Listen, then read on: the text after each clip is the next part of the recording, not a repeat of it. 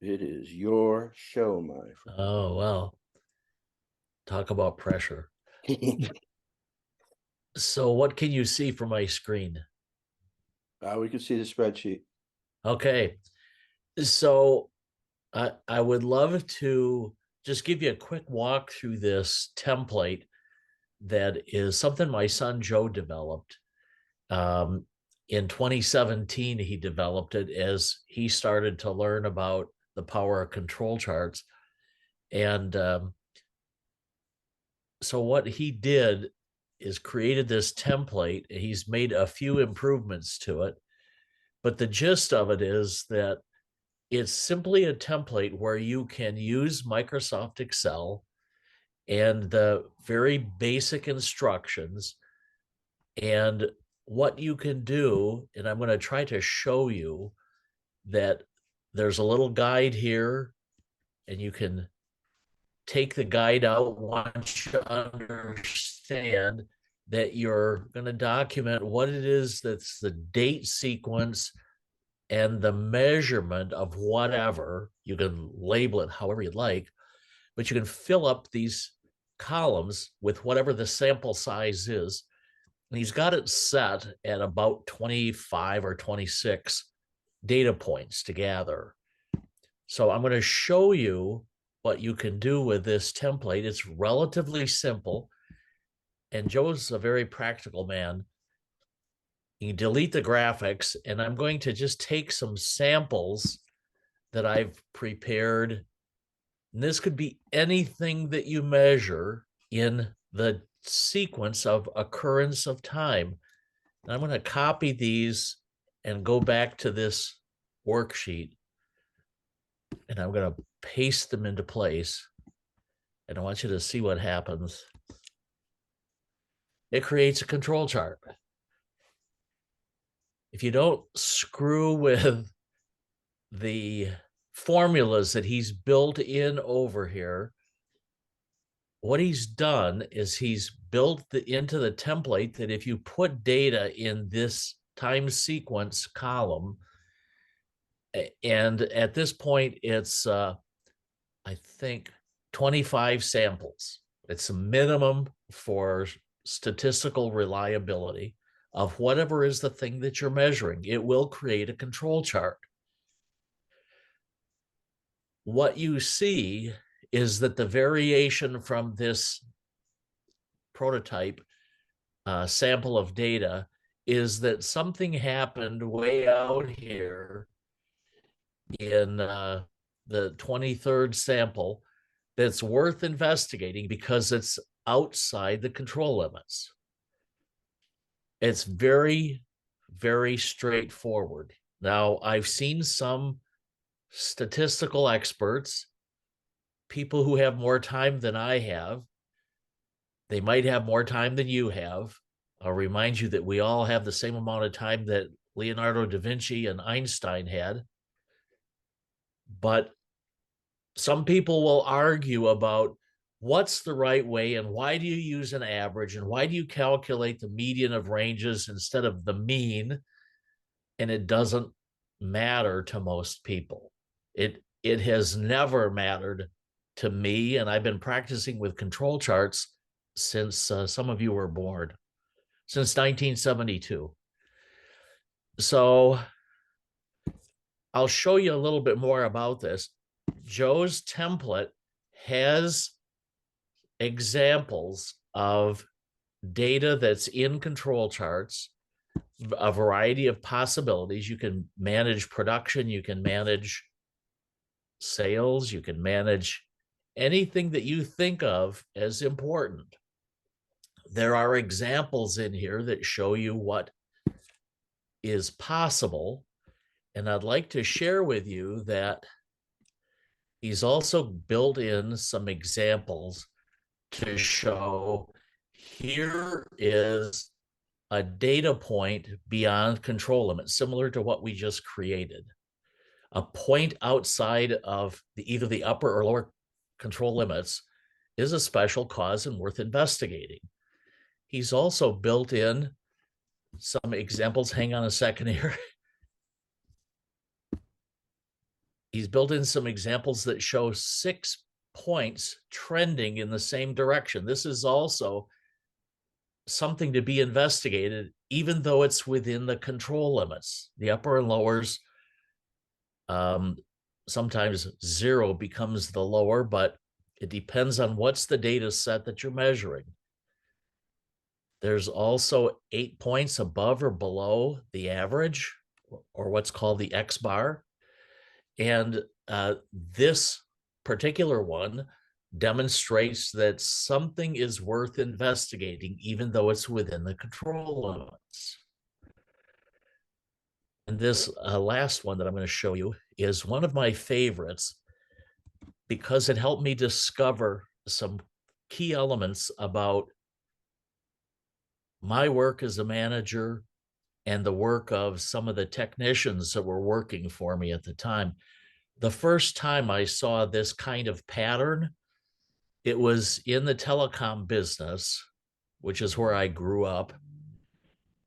And every quarter, we had to measure every trunk for noise and transmission, every trunk between one office and all the other offices that it was connected to was part of preventive maintenance.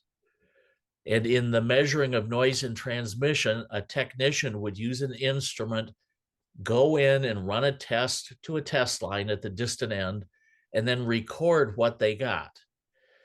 And what I discovered is this pattern that you see displayed here, and it didn't look right. So I went to the technician who had completed the report. And this is all manual, written with pencil.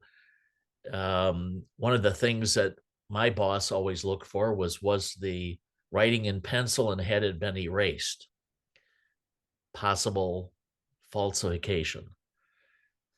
But we reported this. It was aggregated at a district level, then sent up to the state level, and then ultimately to Bell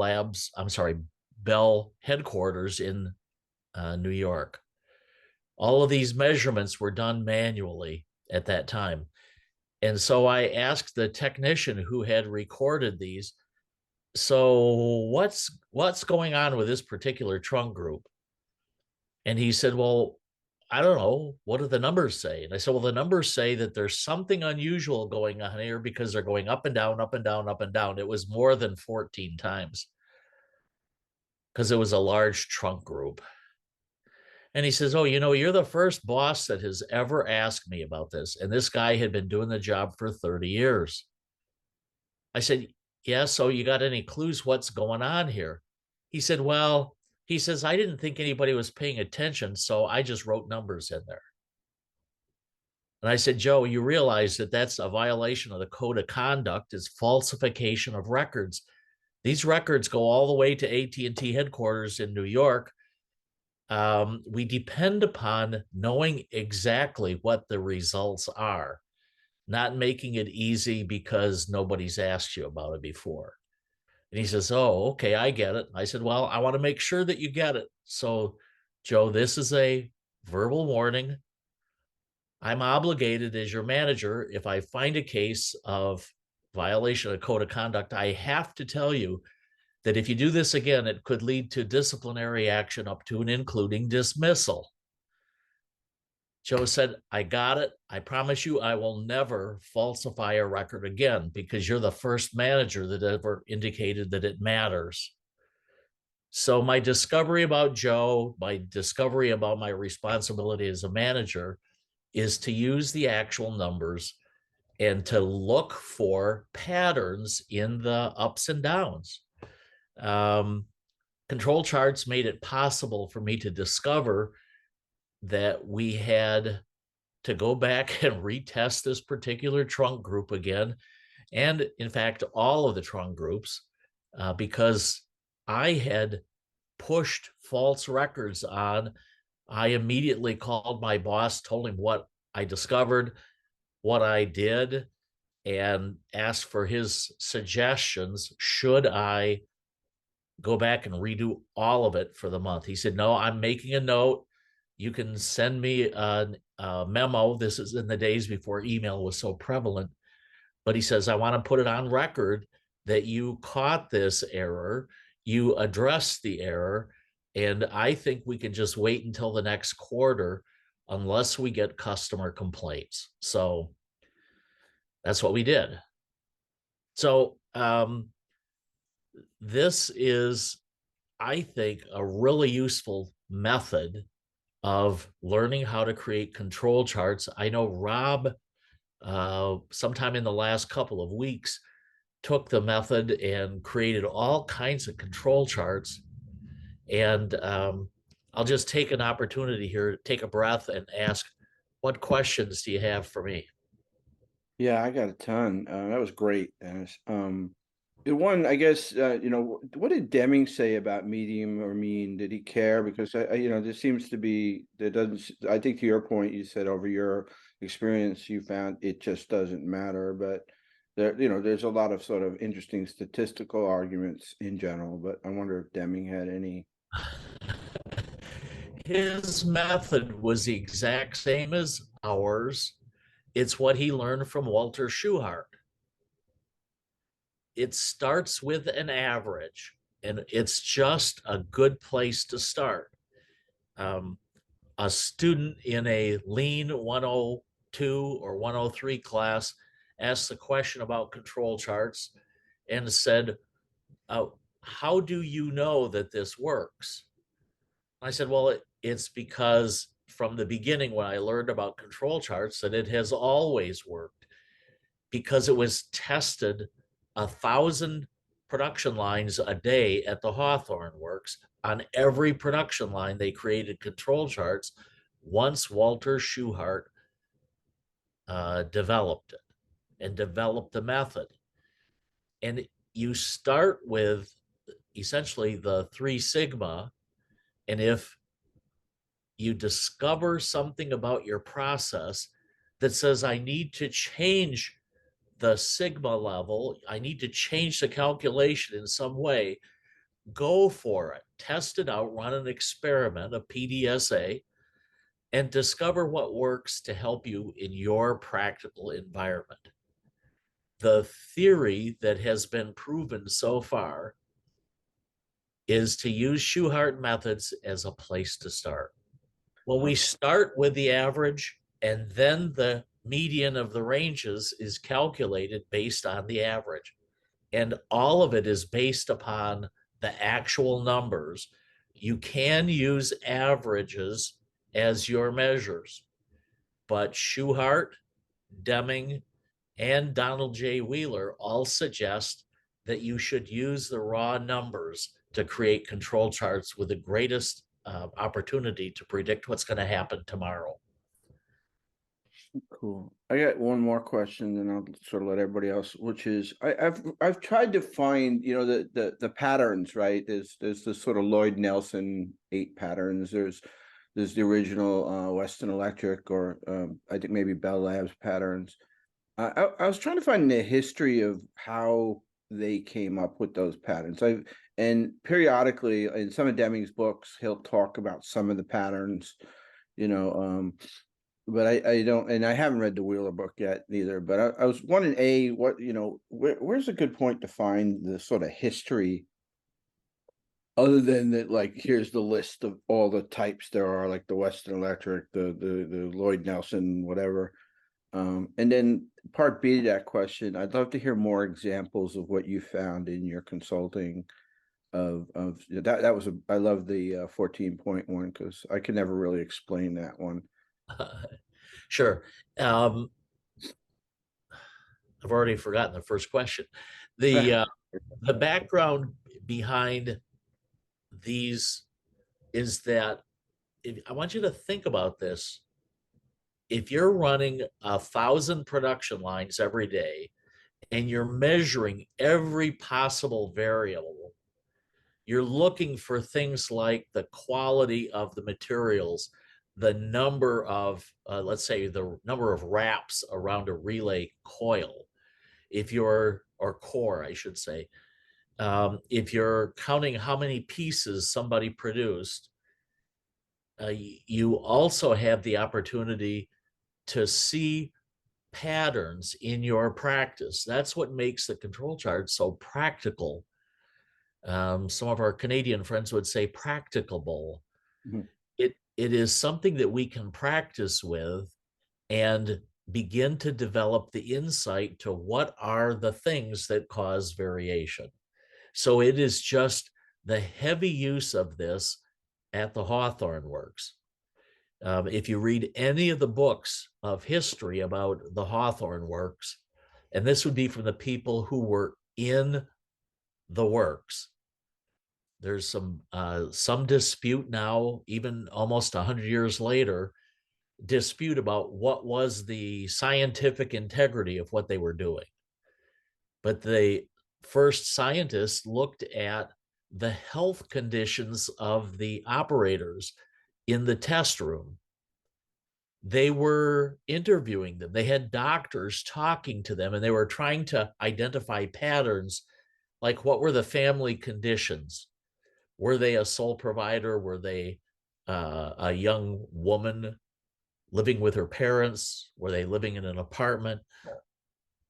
They even got into day of the week measurements, trying to identify patterns. All their thinking was about it's related to the people. And so they discovered these patterns through thousands of charts and repetition every day for months and years. Once they sort of ended the Hawthorne experiments, they moved on to measure everything anyways. They weren't necessarily testing out changes, but they were using control charts in order to find where they could improve quality and the economic capacity of the company. So the Hawthorne effect or the Hawthorne, all those Hawthorne experiments, they were actually using control charts. Yeah. Oh wow, what's the best? After they were invented by Schuhart. That's amazing. I never like all the histories, splunking I've done. I've never made that connection. What's the best place for the material for that? I think you've pointed at that, but if you what the that history to find that history. Well, AT&T, Bell Labs, and Western Electric have published a number of thick volumes about the science that they discovered in their work together.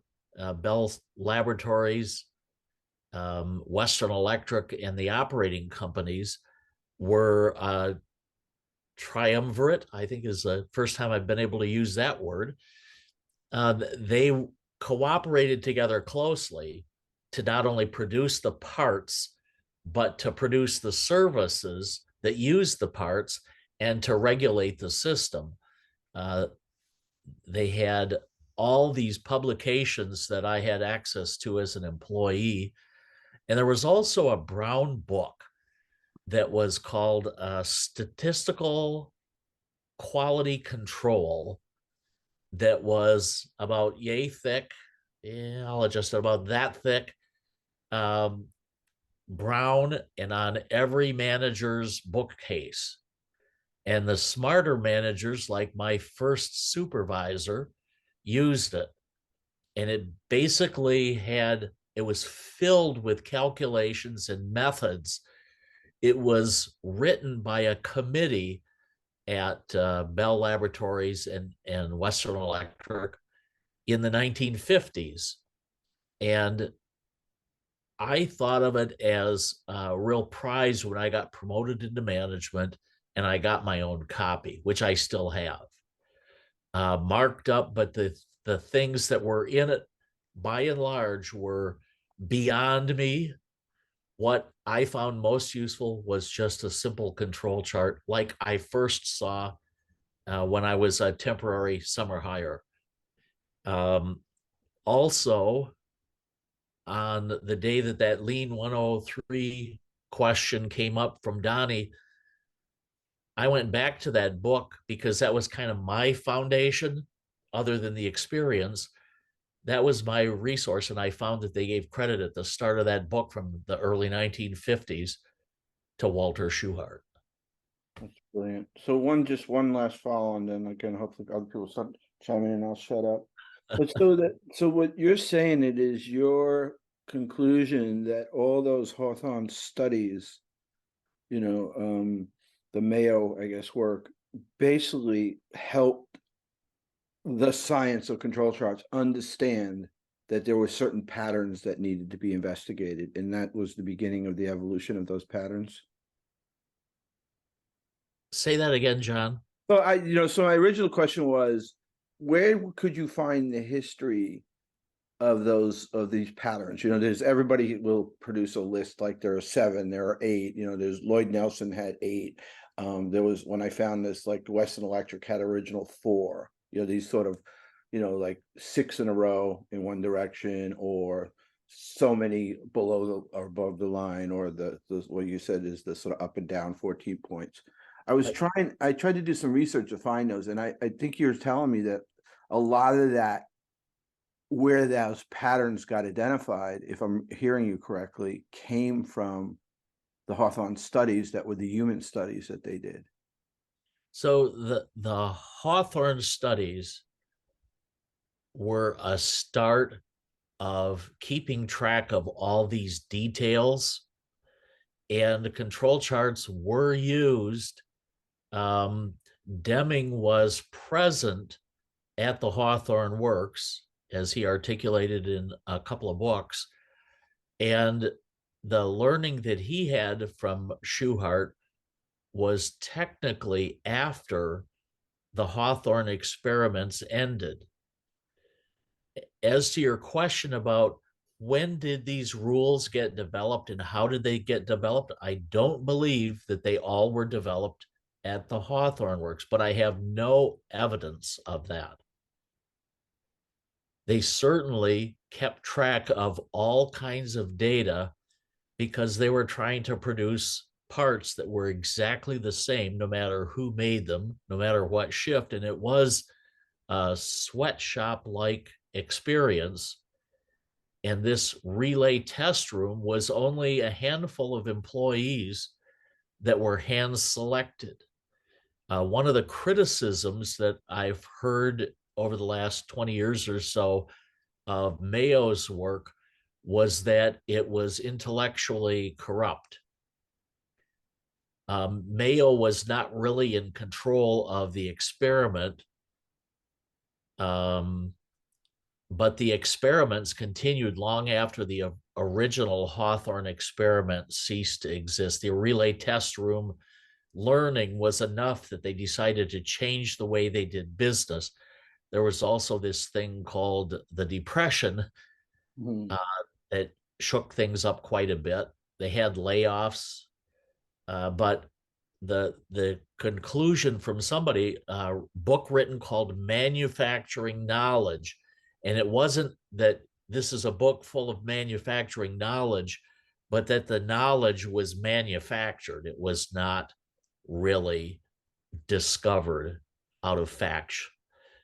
One of the things that I did not understand until I read that book is that the electric industry and some other industrialists of the time funded or started, I think the Rockefellers were involved too, this discovery because they believed that they had all of these immigrant or first generation American workers that were ignorant.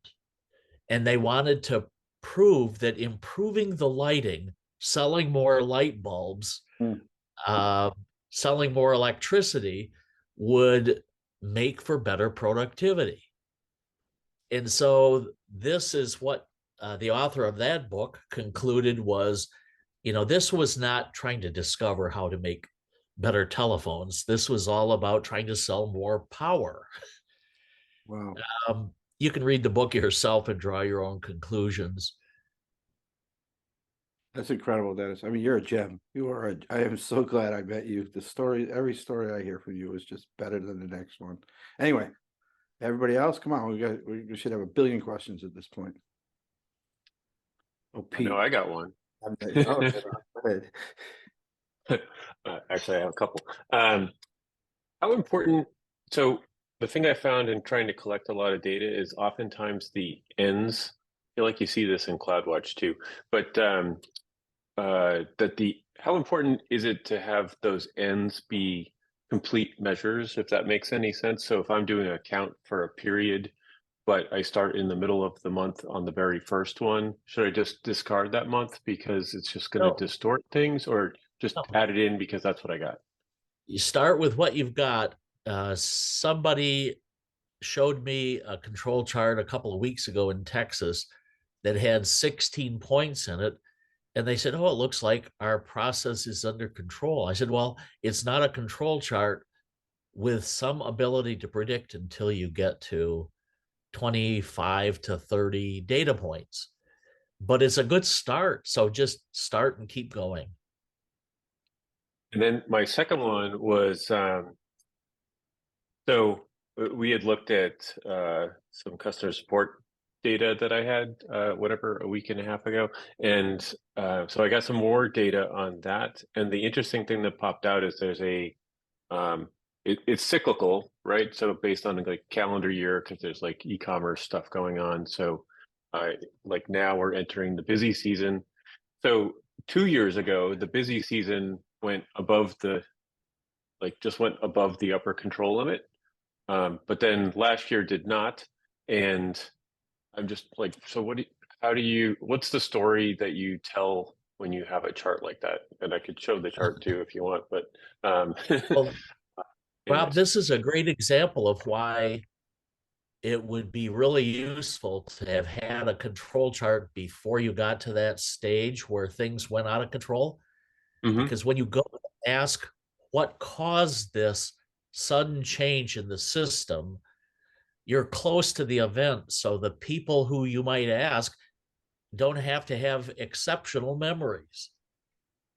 Got it. Yeah. It's Yeah. And I it's suspect that I don't hard when know if it's the, distant. yeah. Okay. Yeah. And also where the out of control thing was in the past. Um, Yes. it seems like it's now come into control. Okay. Um, so do we Well, discard that and like I mentioned before in the Wheeler book, it looks like a lot of times he'll just sort of move the range over to the right. Um, because like the new system, because there's been a change, so now there's a new system in place. yeah, you don't I guess. ever want to discard the number. You might change your frame of view, your frame of reference, and say, okay, that was the past. We discovered something. Now let's move forward to, I'll do this for you. We'll move forward to the future. Yeah. It's don't ever discard the data because the data is the process talking to us. It's telling But us something. so And when if you it's say the recent, frame of reference, sorry, go ahead. I'll let you finish. well, just don't ever discard any of the data. Just keep tracking it and change the way you look at it. Maybe the last 25 to 30 data points will tell you that it's in control for now. And you said something about it's every number that you're tracking is something that has occurred in the past. So you're always looking in the rearview mirror, as I think it was Myron Tribus who said this to Dr. Deming. It's like driving a car looking in the rearview mirror. You want to look to the front of if our past is okay, then I can keep going in that direction. But if there's trouble in our past, I need to fix that before I continue on my journey. So, Rob, I think I know what you were asking, and I remember that it was a change in process that caused him to recalculate the control limits on the chart. So there were parts where it's like the control limits were here, then we made a change in the process, so it moved to here, or it moved down here, or it got smaller or bigger, depending on what that change was measured over time. But it was only Yeah, at process change points that you would do that recalculation. you could indeed. And if I Is translate that, what Dennis was saying, is it's kind of like taking this control chart of 25 points and moving it from 25 points 2 years ago to 25 points now. Or maybe sliding the window yeah, to say, if you looked at it all and some of the charts in here show that staggering and that change over time, but you could just move the window to say, I'm going to start here because this is a distraction now, because that's not the process anymore. So you still have that data, you can still show that chart, and you can show those changes over time, but it's kind of like the window is moved because that's not an interesting thing to look at anymore. It's just visually distracting. Yeah, that's Yeah. starting to make more sense. Thanks. So Dennis, I have a question. Yeah, Pete. So you're showing the X and not the XMR, where they're graphing the range as well. Do you find this is just so much more useful that the range chart isn't needed in this, or is just this display just happens to have just the X portion of that? So this particular display, this is a great question, Peter. I think my son's motivation in building this instrument was to give people an easily accessible way to just start looking at the variation in their process. And Joe's got a master's degree in mathematics. He said, but he's also pretty practical. And he created this before he went to college, before he went to graduate school. And industrial engineer that he is, he said there's minor improvements that he might make when he uses this in his work. But he said it's just the best place, the simplest place to start. And he said you might want to look at the median. You might want to look at what's the spread, what causes that variation. And you can see some of that in this data set, this up and down. But he said the difference between one point and another in sequence is so often insignificant as to cause.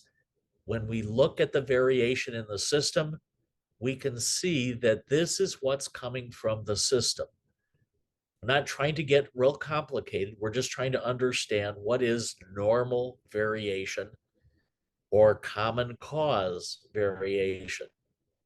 So getting deeper into the mathematics and the what ifs is something that if you've got the time and the interest, it's worth pursuing.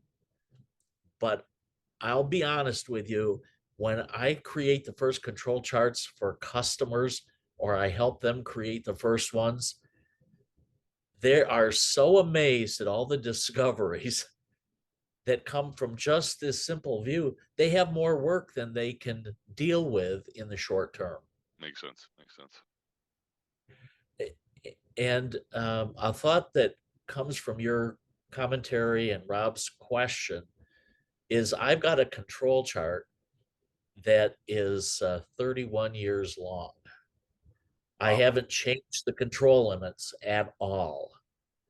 I keep plugging in the raw numbers every time I gather the data. And the numbers, it's actually two control charts. One is the answer to a question that asks participants in group settings, what's the percentage of time they spend in their job that's not the priority of their job? It'd be things like getting coffee, having meetings with the boss, things like that, listening to gossip at the water cooler, so to speak, and doing ridiculous things like performance appraisals, a recent theme. And so I asked people that question now for 31 years, and the answer averages over, after about the first 25 times, it was 36%. That has not changed significantly in that control chart. The second question is, how much waste do you think is in your whole organization, however you define the whole organization? And predictably, it's 6% higher. Well, there's variation from group to group. Over 31 years, I've got hundreds of, maybe thousands of people, and scores of groups in that data, but it doesn't vary off of that 36 and 42% median. Wow. So No I thought reason somebody to else had adjust. their good. Yeah, no reason to adjust that. Well, I mean, the system doesn't change in that particular case. Where it is in Rob's case, if you put something in that modifies, how you're delivering, what's Yeah. causing those customer concerns to come in. But Yes. certainly interesting to hear that the level of waste and the level of your own waste has been Yeah. roughly the same over time. Yeah. And I have a theory because a few recent samples have been higher than 36 and 42. This is what the number is during the pandemic. And I don't know what your exposure is, but it seems that there's a lot of disengagement. I was going to ask you theory that is actually, how that tracked inside of that time frame. it's gone up a little bit, but not enough to change the average significantly. I mean, because I've got a very long set of data. Although I wonder if you started and said, I'm going to do the calculations on the control limits and the median just from the start of the pandemic to now, whether that range would show something different. I can try that. I can just go back and sample the last 25 data sets. Because that's essentially a process change. And I wonder if people's Yes. perception of waste was fundamentally changed at that point. Maybe less wasted time because they're at their desk all the time, at their computer, at their house, and not, walking the halls or, talking at the water cooler, etc. Yeah. Huh. Yeah, that's a theory worth pursuing. I'll see if I can pull out the last 25. I don't think I've got that much data. I think I've only got about 10 or 11, but it might show something if I look at the last 25. Hey, John, I got something for you. This out of this Wheeler book that I think you're gonna like. So they talk about in the book, they talk about KPIs, and they talk about in some of this you're going to catch in the way that Dennis did around that W, where he said three ways to meet a goal. One, improve the system, so you actually make a modification. Two, distort the system. And there's some great examples in the book about distorting the system I can share. Or three, distort the data. So in Dennis's case, it was a distortion of the data where they were just basically making it up. There was a great case in the book where they were talking about, they showed a control chart of measurements on a chemical mix that they said, well, what percentage of the time does this chemical mix end up being pass the test the first time? And you would see two very low values and then one extremely high value, and two very low values and one extremely high value. And this was measured monthly. So when they dug into the data and they looked at this, they said, oh, well, what's going on here? Quarterly, they would report to headquarters on what they were doing and how well they were doing with regard to that mix and how it was accepted the first test. And what they did was they did a pre-test to test it before they did the test, so distorting the system. So they weren't actually measuring the same thing all three times. They were doing essentially a second test so that the rate would jump because they've already fixed the mix before they went to the test, and they had the pre-test. So it was a great case of distorting the system, which they easily pulled out of the control chart. And when you looked at the cyclical nature of it, of every quarter it would happen because someone more important was looking at the numbers. So Peter, now I have a question for you. Brilliant. Thank you so much. Probably three of my most important cyber DevSecOps mentors were Shannon Leeds, Josh Corman, and you. Early on. Yeah. When I met you first couple of times at a DevSecOps conference, I think you introduced me to Shannon. So the question I have for you, and you might be too early in, but I'd like to track this with all of us who find this. You have incredible expertise in cyber, let's just call it cyber, but like security or DevSecOps or what do you want, IT sec. what do you read the Wheel of Book? I know you've been incredibly passionate about this question. Where I remember you got so far ahead of me, you started asking me questions like, I don't know the answer to that one. I don't know the answer to that one. What are you seeing? Are you seeing where this is gonna work well for what you're trying to understand? And do you have any examples yet? Yeah, so I am I am working on dashboards in the company where I'm going to start to use these principles. And the question that I asked weeks ago around squelch.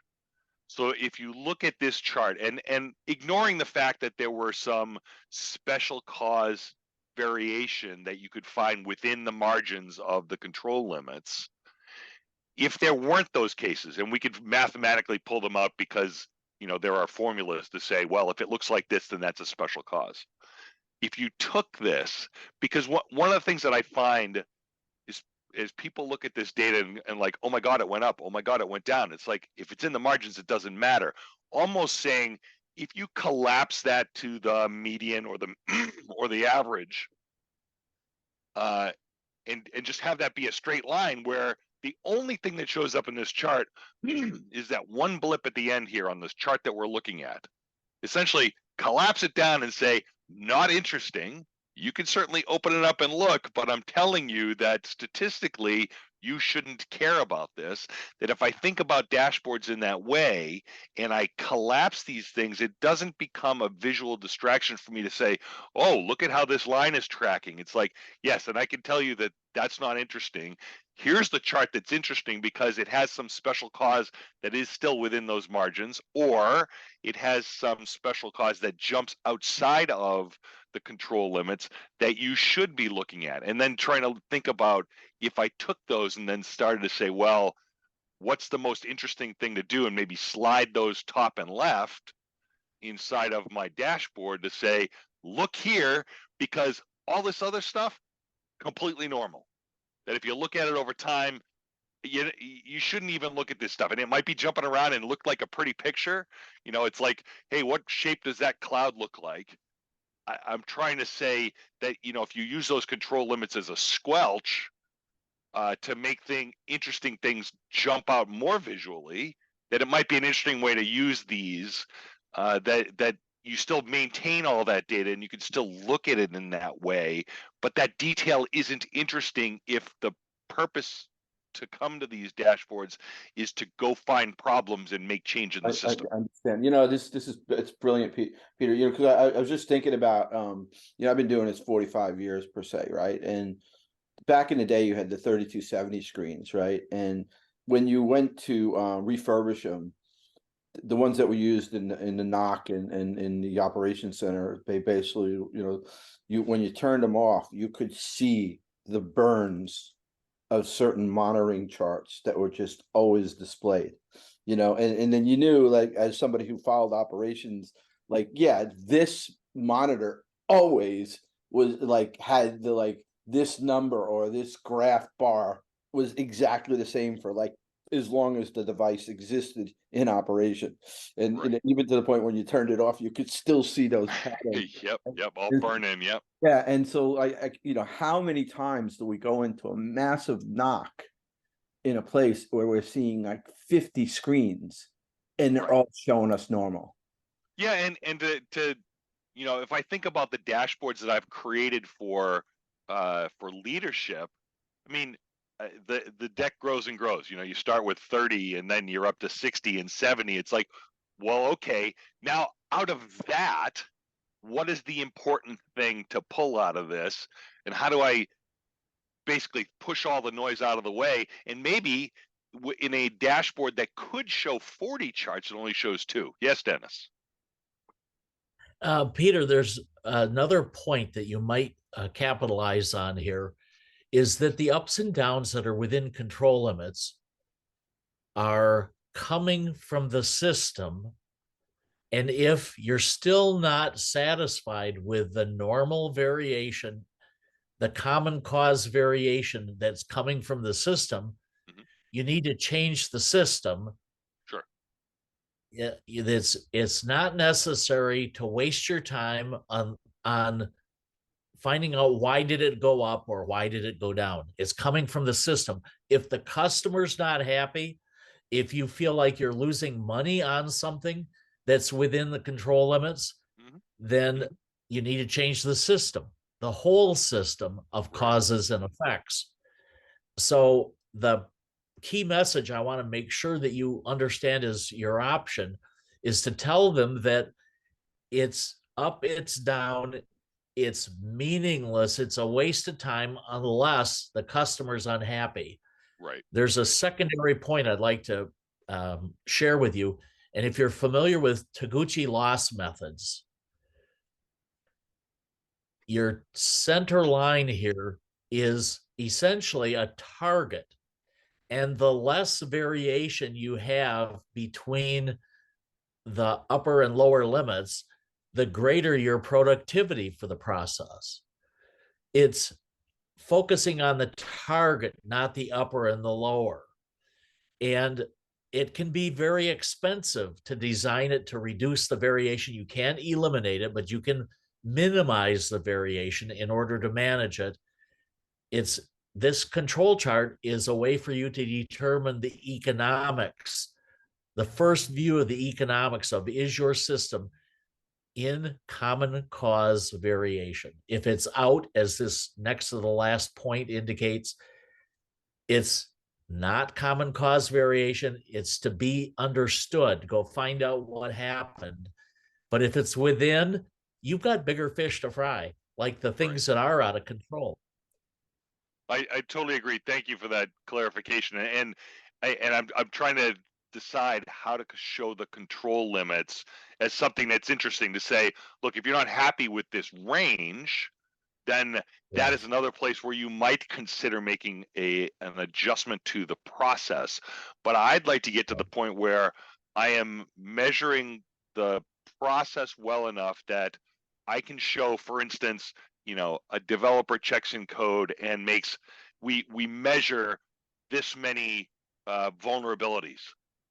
Over time, if I look at that and say, well, today they did 0, tomorrow they did 4, next day they did 1, that kind of up and down of what does normal look like for a team, for a developer, to say that your process is creating this. And one of the things that I talk about is, well, part of the change in the process is better training up front.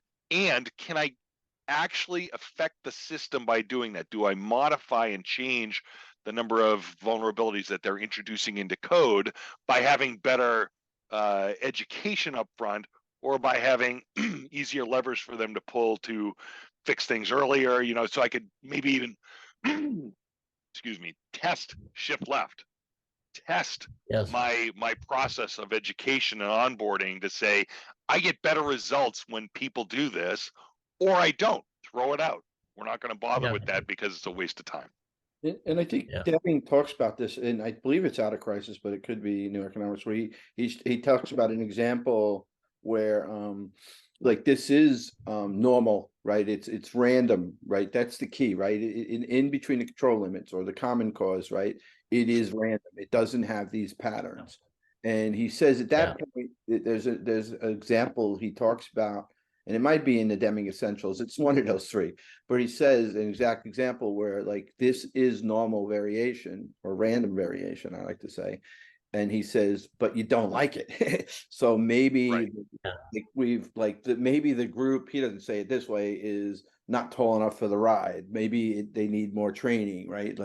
And the other point I wanted to make is through Dennis, I have a whole new set of friends, and one of those friends is this fascinating guy, Bill Bellows, and he basically worked for Boeing and rocket design, and he is a big fan of Taguchi.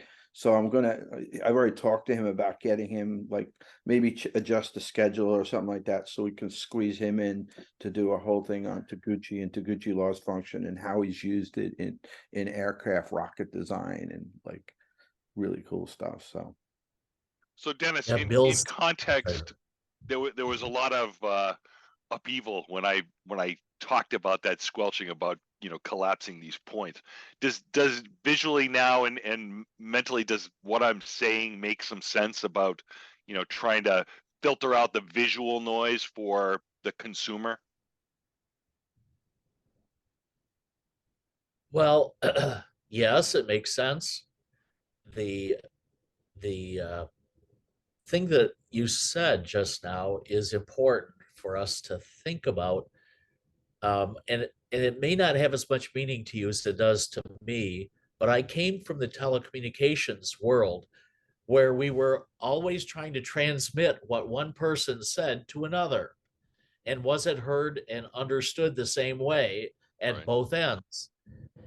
And our predominant measure, I was referring to Joe in Bridgeport, Michigan, in that up and down pattern that was all falsified.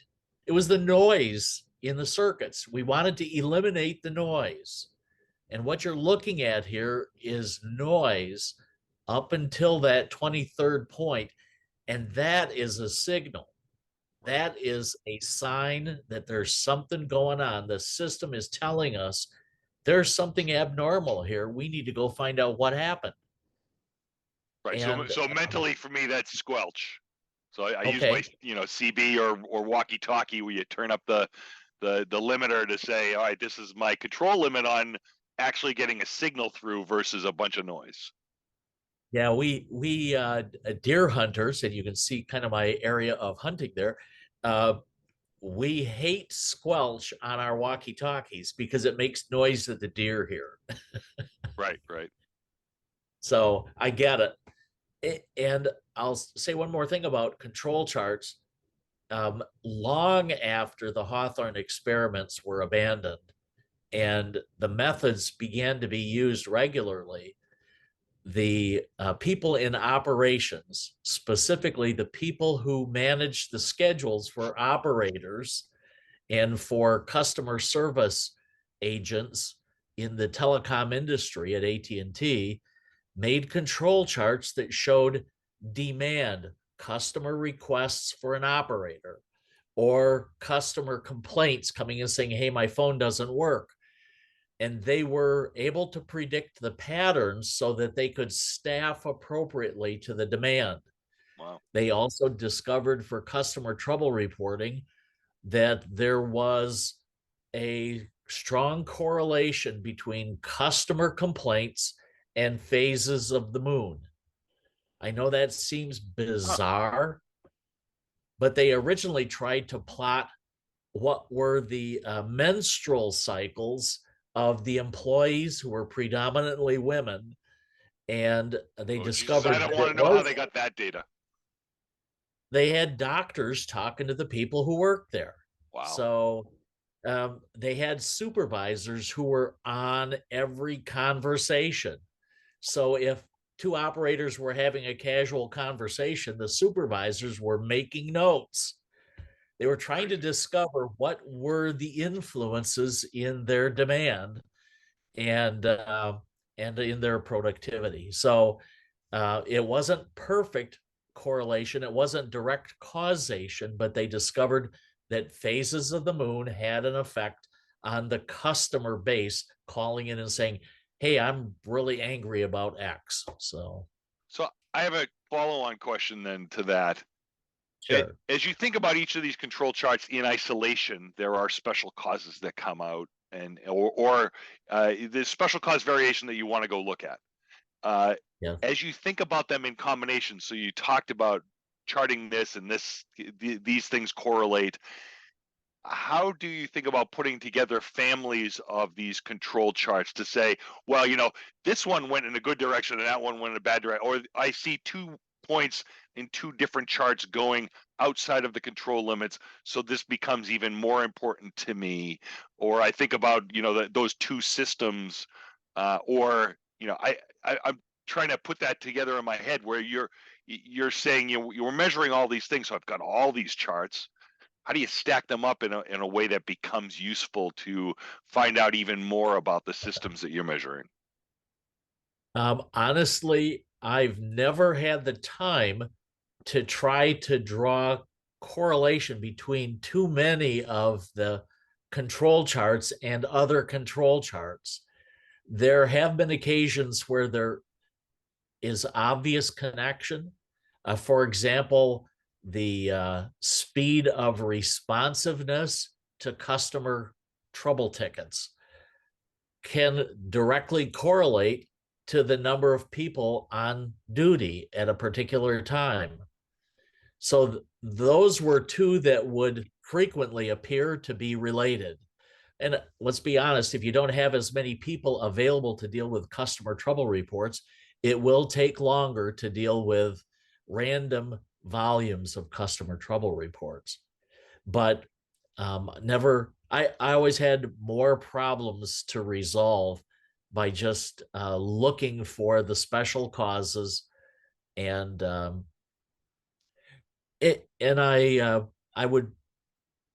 hesitate to say something like this because it might be thought of as bragging, but here was Go ahead, brag away. Just a year into being a supervisor in the telecom industry, my first management job, I discovered the real power of that brown book on my desk, and it was on my desk, not on the bookshelf. I used the methods. I also used some other methods that I didn't know from Dr. Deming. This was way before I discovered Dr. Deming. But I discovered the utility of being a good manager was not to tell people what to do, but to ask them what I could do to help them. And my first job was in a section of Michigan Bell that had the worst results of all of Michigan Bell. I was fresh out of management training school, sometimes called charm school, and I wanted to make an impact. A little town called Rosebush, Michigan. It had 300 subscribers, and that was my first experiment. It was the worst in Michigan Bell, and Michigan Bell had the worst results of this type in the entire 23 companies that were part of AT&T Bell system. Rosebush in particular, out of this 8-town area, had never had an acceptable level of performance for customer service or for the technical operation of the equipment. It was the bottom of the bottom quartile, worst in the entire AT&T Bell system. And so I started using control charts, started dealing with the people and dealing with the technology that was in place. And I just did what the people asked me to pay attention to help them. They did what they knew how to do.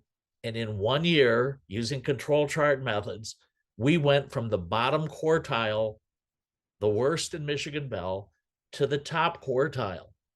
There were no fudged records. It was all real, honest work by the people that I worked with. And I benefited because I got promoted shortly after that. Went from last to first in 1 year. Great story. I think that's your alarm that went off. It's 8 o'clock and this was brilliant.